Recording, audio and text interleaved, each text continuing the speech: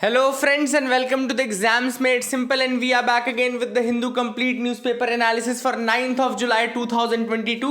9 जुलाई 2022 का the Hindi newspaper analysis देखेंगे। तो जो लोग हमारे चैनल में पहली बार आए, I welcome you all and ज़रूर कंटेंट के साथ बने रहें। आई एम श्योर कि आप कंटेंट को एंजॉय करेंगे, ना केवल एंजॉय करेंगे बल्कि काफ़ी ज़्यादा आपको सीखने को मिलेगा। तो अगर बने रहेंगे कंटेंट के साथ तो धीरे धीरे है ना आदत पड़ जाएगी, आपको अच्छा लगने लगेगा। एंड जो लोग पुराने हैं प्लीज़ लाइक किया करिए, शेयर किया करिए। स्टार्ट करते हैं सबसे पहले सवालों के साथ जिनके जवाब आपको देने हैं। प्रीलिम्स के लिए क्वेश्चन इंपॉर्टेंट है। पहला सवाल है, which of the following committees suggested the privatisation of some operations in Indian railways. इनमें से कौन सी कमिटी थी जिसने इंडियन रेलवेज में कुछ ऑपरेशंस को प्राइवेटाइज करने का सजेशन दिया? Options are A Usha Thorat, B N Gopal Swamy, C Subhash Garg या डी विवेक देबरॉय कमेटी। तो कौन सी कमेटी थी? These are the options for you. Answer आप लोग बताइए, मैं आपको बता देता हूं। मैं आपको आंसर बता दूंगा साथ ही साथ, लेकिन आप मुझे कमेंट सेक्शन में बताइएगा कि कितने आपने सही किए। तो पॉज करके आप अटेम्प्ट करिए। तो इसका जो करेक्ट आंसर है वो है डी, यानी कि Vivek Debroy committee. That is the answer for this question. Second question है, which of the following activities belong to the quaternary activities in the services sector of economy. तो आपको बताना है कि क्वार्टरनरी एक्टिविटीज में कौन सी सर्विसेज आती हैं। First is medical tourism, second is information generation and sharing, third है research and development and fourth है कंसल्टेंसी सर्विसेज। ठीक है ना। तो 1 2 3 1 3 4 2 3 4 या 1 2 3 4। अगेन क्वार्टरनरी मतलब जो नॉलेज बेस्ड इंडस्ट्रीज है उनका होता है। इसका आंसर हो जाएगा सी 2 3 4, क्योंकि मेडिकल टूरिज्म तो नॉर्मली आपका सर्विस बेस्ड हो गया है ना, नॉर्मली वो क्वार्टरनरी में नहीं आएगा। लेकिन जो पढ़ाई लिखाई संबंधित है, नॉलेज बेस्ड यानी कि कंसल्टेंसी हो गया आपका, रिसर्च एंड डेवलपमेंट हो गया आपका, तो ये आती हैं। ठीक है ना। तीसरा सवाल है, the deep tech includes which of the following. Deep tech में इनमें से कौन कौन सी चीज़ें आती हैं? पहला है एडवांस्ड मैन्युफैक्चरिंग, सेकंड है आर्टिफिशियल इंटेलिजेंस, थर्ड है बिग डेटा एंड फोर्थ है ब्लॉकचेन। आपको बताना है डीप टेक में कौन सी आती हैं। तो 1 2 3 1 2 4 2 3 4 या 1 2 3 4 again that is the thing. और इसका आंसर है चारों की चारों आपकी डीप टेक में ही आती हैं। तो डीप टेक याद रखिएगा। डीप टेक क्या होता है?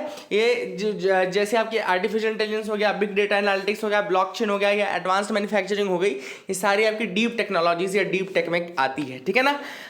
आज का mains question of the day देख लीजिए। आज का mains question of the day है, what have been the efforts by India to reforest the land Indian landscape. आपको बताना है कि इंडिया ने क्या एफर्ट्स किए हैं इंडियन लैंडस्केप को रीफॉरेस्ट यानी कि रीफॉरेस्टेशन, एफॉरेस्टेशन जिसको बोलते हैं, वो करने के लिए।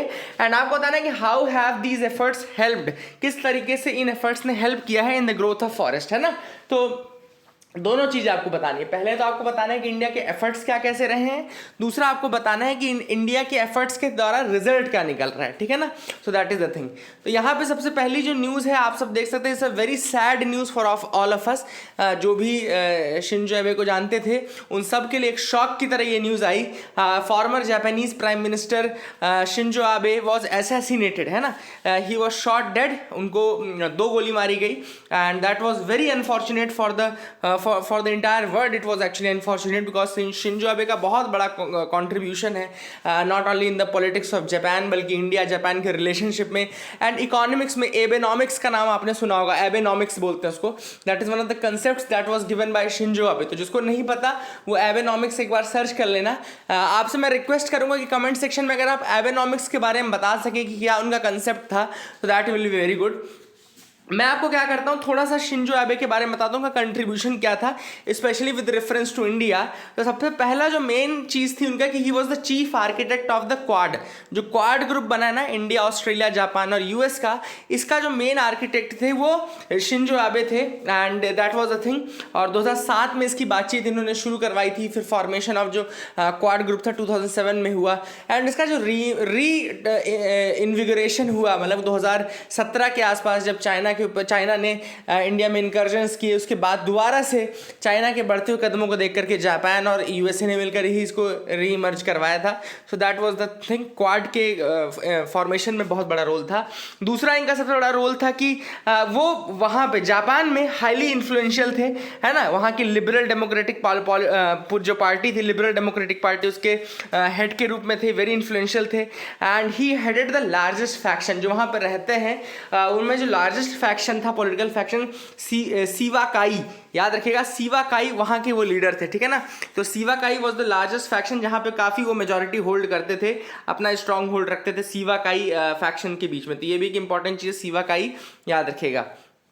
इसके अलावा ग्राउंड ब्रेकिंग सिक्योरिटी रिफॉर्म्स भी किए थे उन्होंने। He had a ground breaking security reforms जिसमें उन्होंने लेजिस्लेशन किया था to expand the role of Japan self defence force, है ना।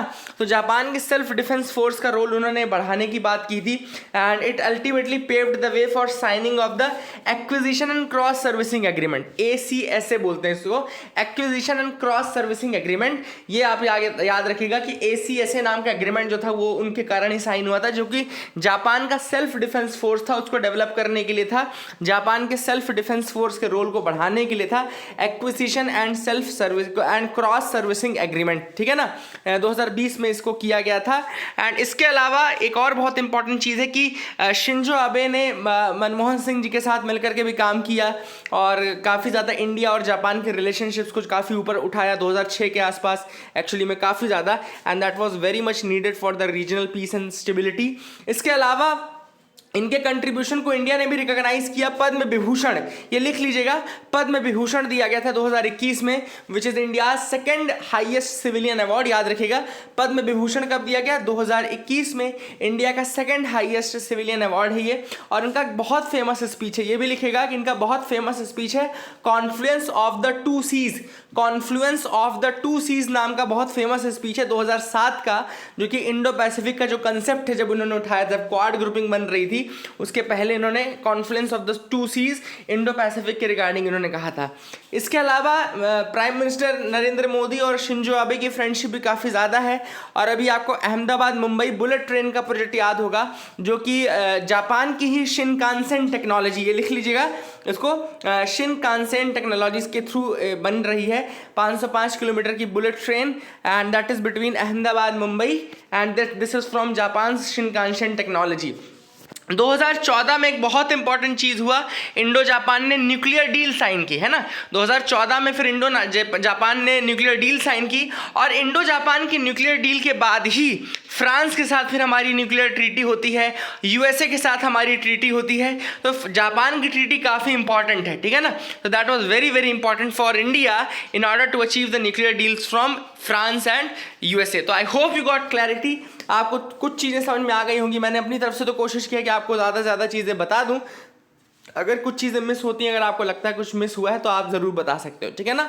So that is the thing which is important. और ये नारा नाम की जगह थी जहाँ पर ये वेस्टर्न सिटी ऑफ नारा है ना, और वहाँ पर इनके ऊपर गोली चलाई गई। तो जापानीज़ एक वेस्टर्न सिटी ऑफ नारा कहलाती है, वहाँ पर इनको गोली मारी गई थी। तो ये भी चीज़ आप याद रख सकते हैं, ठीक है ना। That is the thing which is important, but it is very unfortunate, very very unfortunate for all of us to मतलब lose a leader like him. अगली न्यूज़ की तरफ आते हैं, देखते हैं और क्या इंपॉर्टेंट न्यूज़ आर्टिकल्स है जिनके बारे में हमको डिस्कस करना है। तो can move ahead with me. यहाँ पे आपको Polavaram फिल्स up fast with Maharashtra rain. तो पोलावरम इरिगेशन प्रोजेक्ट की हम बात कर रहे हैं यहाँ पे। तो पोलावरम जो है it is under construction multipurpose irrigation national project on the Godavari river in Andhra Pradesh, ठीक है ना। कहाँ पर है ये? आंध्र प्रदेश में है, गोदावरी रिवर पे है, और अंडर कंस्ट्रक्शन मल्टीपर्पज प्रोजेक्ट है। It will facilitate an inter basin water transfer from Godavari river to Krishna river through its right canal. तो याद रखिएगा इसमें गोदावरी रिवर से कृष्णा रिवर की तरफ पानी भी फ्लो होगा थ्रू द राइट कैनाल्स, है ना। And it's reservoir spreads in the parts of Chhattisgarh and Orissa also. तो जो पोलावरम है उसके रिजर्वायर छत्तीसगढ़ और उड़ीसा में भी जाते हैं।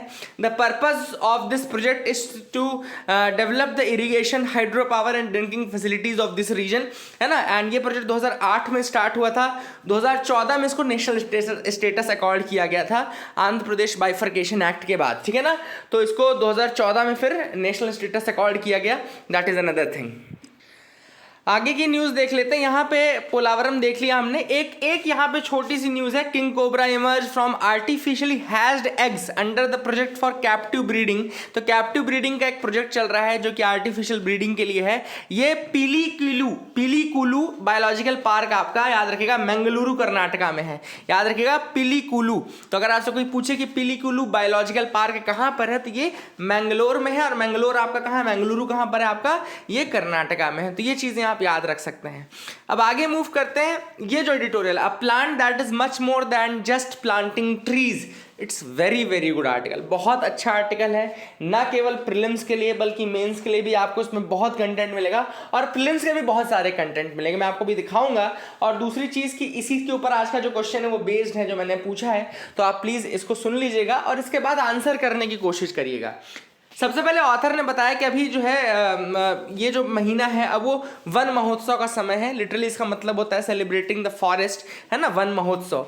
हिस्ट्री अगर वन महोत्सव की देखें तो ये 1947 जुलाई से जाती है, when it was first organised by the Punjabi botanist M S. Randhawa. तो इनका नाम याद रखिएगा, एम.एस. रंधावा का नाम, पंजाबी बोटैनिस्ट हैं ये। एंड फिर 1950 से फिर कन्हैयालाल मानिकलाल मुंशी जो कि इन्वायरमेंटलिस्ट थे, यूनियन मिनिस्टर ऑफ एग्रीकल्चर थे, उन्होंने इसको फिर नेशनल स्कोप दे दिया, ठीक है ना। तो 1947 जुलाई से ये पहली बार वन महोत्सव की शुरुआत हुई एम.एस. रंधावा जी के द्वारा, और कन्हैयालाल मानिकलाल मुंशी ने 1950 में इसकी स्टार्टिंग इसको नेशनल लेवल पे कर दी। इसके बाद ऑथर ने कुछ डेटा दिया कि IUCN का अगर हम डेटा देखें तो डिफॉरेस्टेशन और जो फॉरेस्ट डिग्रेडेशन है उसके कारण लगभग 12% global greenhouse gas emissions होता है, ठीक है ना। तो IUCN के डेटा के अकॉर्डिंग डिफॉरेस्टेशन एंड जो फॉरेस्ट डिग्रेडेशन है that contributes to nearly 12% of global greenhouse gas emissions, ठीक है ना। And total area occupied by the primary forest in India has decreased by 3.6%। तो अगर आप टोटल एरिया प्राइमरी फॉरेस्ट का देखें इंडिया में तो वो 3.6% डिक्रीज हुआ है। इसका मतलब है कि डिफॉरेस्टेशन और डिग्रेडेशन और ज्यादा बढ़ गया है ना। तो एम क्या होना चाहिए? तो गवर्नमेंट का एम ऑलरेडी ऑब्वियसली रिफॉरेस्टेशन है, एफॉरेस्टेशन है। अब क्या कर रहे हैं वो लोग कि जो नॉन ट्री एरियाज हैं, नॉन ट्री लैंड्स है, वहाँ पे ट्री प्लांटेशन कर रहे हैं। लेकिन यहाँ पे ऑथर ने एक बहुत अच्छा पॉइंट दिया है, वो ये दिया है कि देखो हम प्लांटेशन करते समय गलती करते हैं कि हम what we prefer is that we prefer monoculture, है ना। फॉरेस्ट डिस्ट्रॉय करके, जैसे एक स्कीम है कंपनसेटरी फॉरेस्टेशन स्कीम। तो कंपनसेटरी फॉरेस्टेशन में क्या बोलते हैं कि भैया अगर आपने कोई फॉरेस्ट एरिया डिग्रेड किया है तो आप दूसरा फॉरेस्ट एरिया जनरेट करो। लेकिन हम क्या गलती करते हैं कि हम उसमें मोनोकल्चर करते हैं। भैया आम के ही 1000 पेड़ लगा दिए, पपीते के ही 1000 पेड़ लगा दिए, बीही के 1000 पेड़ लगा दिए, ये सब करते हैं। लेकिन होना क्या चाहिए? होना, ऑथर का कहना है कि जो नेचुरल इन्वायरमेंट है वो ज़्यादा इंपॉर्टेंट है। नेचुरल इन्वायरमेंट मतलब कि जब पेड़ ऐसे डाइवर्सिटी से ग्रो होते हैं ना तो वो ज़्यादा इंपॉर्टेंट होता है, और डाइवर्सिफाइड प्लांटेशन से ही उसकी स्टेबिलिटी बढ़ती है किसी भी रीजन की। तो that is the most important thing जो इस आर्टिकल में समझाई गई है कि डाइवर्सिफाइड प्लांटेशन जो है वो ज्यादा बेटर है, और प्लांट्स को नेचुरली ग्रो करने दो। इसीलिए नेचुरल फॉरेस्ट का कोई सब्स्टिट्यूट नहीं होता, वहां पे हर दूसरा पेड़ अलग होता है ना। तो वो काफी इंपॉर्टेंट चीज है। और इंडिया में अगर हम देखें तो नियरली अगर पूरे देखें तो पूरे वर्ल्ड में लगभग 2 billion hectares of degraded land है इस समय, और इंडिया में क्या 140 million hectares of degraded land है। तो बहुत ज्यादा पोटेंशियल है रिस्टोरेशन ऑफ फॉरेस्ट लैंड का, ठीक है ना। और मैंने आपको रिस्टोरेशन में बताया कि monoculture is not good, the better way to do is that कि आप इसमें डाइवर्सिफाइड रखें, कि जितना ज़्यादा वो डाइवर्सिफाइड रहेगा उतना ज़्यादा वो स्टेबल रहेगा, उतना ज़्यादा यूजफुल रहेगा। अब यहाँ पे कुछ नेटिव स्पीशीज़ का नाम दिया है, जैसे कि बहुत सारे पंजाब में what they are doing is that they are planting the native species of jhand नाम की एक नेटिव स्पीशीज़ है, प्रोसोपिस सिनेरारिया, है ना, याद रखिएगा। झंड नाम की स्पीशीज़ है प्रोसोपिस सिनेरारिया। देन देसी कीकर है जिसको अकेसिया नीलोटिका बोलते हैं। देन फरवान है जिसको टैमरिक्स एफाइला बोलते हैं, है ना। ये सारे काफ़ी रेजिलियंट है और काफ़ी एक्लिमेटाइज्ड हैं। तो हमको भी फॉरेस्टेशन करने से पहले या जो भी हम कर रहे हैं, रिफॉरेस्टेशन कर रहे हैं, तो मेन चीज़ ध्यान में देने की ये है कि एक तो हम डाइवर्सिफाइड रखें, और दूसरा वहाँ की लोकल जो वेराइटीज़ थी जिनके लिए वो एरिया फेमस था उनको ज़्यादा प्लांटेशन करें, क्योंकि ऑब्वियसली अगर वो फेमस रहा होगा तो वो वहाँ पे ग्रो कर सकती हैं इजीली, और सर्वाइवल रेट उनका इंक्रीज हो जाएगा, तो उनका सर्वाइवल रेट काफ़ी ज़्यादा बढ़ जाएगा। That is the most important thing, ठीक है ना। अब ऑथर ने कहा कि ट्रीज का देखो नॉर्मल हमको इन्वायरमेंटल बेनिफिट्स तो पता ही है कि भाई रेनफॉल में मदद करते हैं, सेल्फ क्लीनिंग होते हैं, इन्वायरमेंट को क्लीन रखते हैं। दूसरा इनके अंदर कार्बन सिक्वेस्ट्रेशन भी होता है, कार्बन को एब्जॉर्ब भी करते हैं, सारी चीज़ें हैं।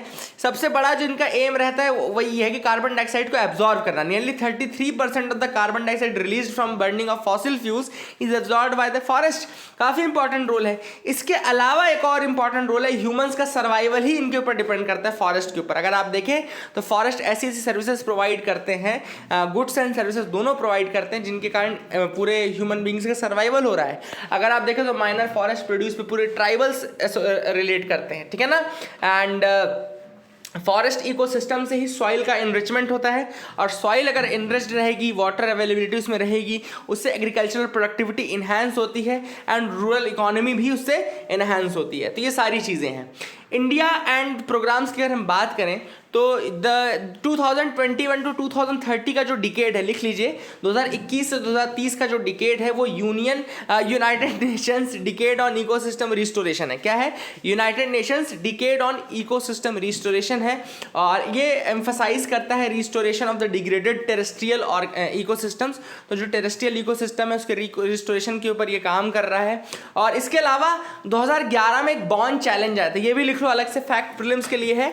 2011 में बॉर्न चैलेंज आया था जिसने कहा था कि ग्लोबली उनका गोल ये था कि 150 million hectares of degraded and deforested जो लैंडस्केप है 2020 तक उनको वो कर देना है, रीग्रो करना है। 2020 तक 150 मिलियन और 2030 तक 350 मिलियन हेक्टेयर। 2020 तक 150 मिलियन और 2030 तक 350 मिलियन फॉरेस्ट लैंड को दोबारा रीग्रो करना है। और बॉर्न चैलेंज में इंडिया ने ज्वाइन किया बॉर्न चैलेंज को 2015 में, जिसमें उन्होंने कहा कि हम प्लेज लेते हैं कि हम 26 मिलियन हेक्टेयर से डिग्रेडेड डिफॉरेस्टेड लैंड को 2030 तक कर लेंगे, ठीक है ना। तो काफ़ी इंपॉर्टेंट है, ये भी आपको याद रखना है। इसके अलावा हमारे जो पंचामृत गोल्स हैं 2030 वाले वो तो हैं ही। इसके अलावा हमने कंपनसेटरी एफॉरेस्टेशन स्कीम लगा रखी, जिसमें हमने कहा है कि अगर कोई व्यक्ति फॉरेस्ट को नुकसान पहुंचाएगा कंपनी के लिए या बिजनेस के पर्पज से, तो फिर उनको उतना ही फॉरेस्ट दोबारा से उनको कंपनसेशन के रूप में कहीं और आपको ग्रो करना पड़ेगा, है ना। इसके अलावा नेशनल एफॉरेस्टेशन प्रोग्राम है, national mission for green India है, जिसको ग्रीन इंडिया मिशन भी बोलते हैं, नगर वन स्कीम है, forest fire prevention and management scheme है। ये सारी अलग अलग स्कीम्स हैं, ठीक है ना। तो वो वाली बात है। यहाँ पे ऑथर ने सजेशंस ये दिए कि भाई यूथ को इन्वॉल्व करो, है ना, वॉलंटियर्स इन्वॉल्व करो, यूथ को इन्वॉल्व करो, लोकल कम्युनिटीज़ को इन्वॉल्व करो, एंड बाकी के जो सजेशंस मैंने आपको बताए थे पीछे वो सारे सजेशंस हैं। आई होप यू गॉट क्लैरिटी। दूसरा जो आर्टिकल है वो है फेयर प्ले। यहाँ पे अभी न्यूजीलैंड की क्रिकेट टीम ने एक नया वो नियम बनाया है कि जो विमेन क्रिकेटर्स हैं उनको सेम उतना ही पे और उतना ही सब कुछ दिया जाएगा जो कि मेल काउंटर पार्ट्स को दिया जाता है, both at the international level and at the domestic level. तो ये काफ़ी अच्छी बात है अब, है ना, कि ऐसा सोच रहे हैं, क्योंकि ऑब्वियसली खेल एक ही है जब, है ना, दोनों खेल वैसे ही रहे, रिप्रेजेंट उतनी ही चीज़, उतने ही लेवल की चीज़ वो कर रहे हैं, तो फिर पे में इतना अंतर क्यों। तो जो मैन एंड वुमेन की पे है उसका जो डिफरेंस है वो काफ़ी बड़ा इशू है और बहुत पहले से ये इशू चलता आ रहा है, जो कि अब ख़त्म होना चाहिए। सबसे पहले इसके बारे में सोचा जो गया था वो आई थिंक टेनिस में सोचा गया था सबसे पहले, इट वॉज इन टेनिस, जिसमें US ओपन में ये चीज़ सोची गई थी। फिर इसके बाद जो बाकी के 3 ग्रैंड स्लैम्स हैं उसके 1973 में सबसे पहले US ओपन में इक्वल पे की बात उठी थी। उसके बाद जो बाकी के 3 ग्रैंड स्लैम्स यानी कि विंबलडन और बाकी आपके जो 2 ऑस्ट्रेलियन और फ्रेंच है उसमें फिर 2007 के आसपास हुआ। इसके अलावा अभी भी कई ऐसे गेम हैं जैसे फुटबॉल, बास्केटबॉल, गोल्फ है, जिसमें अभी भी काफ़ी इसमें अंतर है ना। तो क्रिकेट का अब हो रहा है चूँकि, तो काफ़ी इंपॉर्टेंट चीज़ है, और ये जो है वो सारे स्पोर्ट्स में यही होना चाहिए कि उनको बराबरी का अधिकार भी है, बराबरी का उनको पे मिलना भी चाहिए, ठीक है ना। तो I hope you got clarity regarding that, आपको समझ में आ गया होगा। इसके बाद एक न्यूज़ है KHADC to invite talks on instrument of accession. अब ट्राइबल काउंसिल है मेघालय की, याद रखिएगा, खासी इसको बोलते हैं, खासी हिल्स ऑटोनॉमस डिस्ट्रिक्ट काउंसिल, है ना। तो आप सबको पता है कि ट्राइबल एरियाज है, यहाँ पे ऑटोनॉमस डिस्ट्रिक्ट काउंसिल्स बनाई जाती हैं। तो उनमें से एक ऑटोनॉमस डिस्ट्रिक्ट काउंसिल है आपकी खादी ऑटोनॉमस डिस्ट्रिक्ट काउंसिल, खासी हिल्स ऑटोनॉमस डिस्ट्रिक्ट काउंसिल, पता नहीं KVIC क्यों घूम रहा था दिमाग में। तो ट्राइबल वहाँ काउंसिल की मीटिंग हुई जिसमें उन्होंने ये कहा कि जब हम मतलब इनका पार्ट बने इंडिया के, उसमें असीड किए, तो उस समय एक जो भी उस समय का मतलब इंस्ट्रूमेंट ऑफ एसेशन रहा होगा या जो भी वहाँ पे एग्रीमेंट हुआ होगा उसको रिविजिट करने की ज़रूरत है। उसको पता नहीं क्यों उन्होंने कहा है रिविजिट करने की ज़रूरत है। मेघालय की अगर हम बात करें तो 3 रीजन्स में डिवाइडेड है, जिसमें मैट्रिलिनियन कम्युनिटीज़ हैं, मतलब जहाँ पे मातृसत्तात्मक बोलते हैं, वहाँ पे मदर जो है वो डोमिनेंट रहती हैं, और ये हैं आपकी खासी, गारो एंड जैंतिया, ठीक है ना। और खासी हिल्स जो है लगभग 25 हिमाज, उनके जो स्टेट्स उनको हिमाज बोलते हैं, तो 25 हिमाज में डिवाइडेड है। जैसे वो अपन रंजीत सिंह का नहीं किंगडम पढ़ते हैं कि मिसल्स में डिवाइडेड था, 12 मिसल थे उसके, है ना, रंजीत सिंह के 12 मिसल थे, जिसमें सुकर चाकिया मिसल था जिसके रंजीत सिंह हेड थे, है ना। तो इस तरीके से यहाँ पे हिमाज होते हैं, तो that is another thing which is important. तो that is it for the day friends, I hope you like our video, please do like and subscribe, keep loving us, keep sharing us, thank you, have a nice day.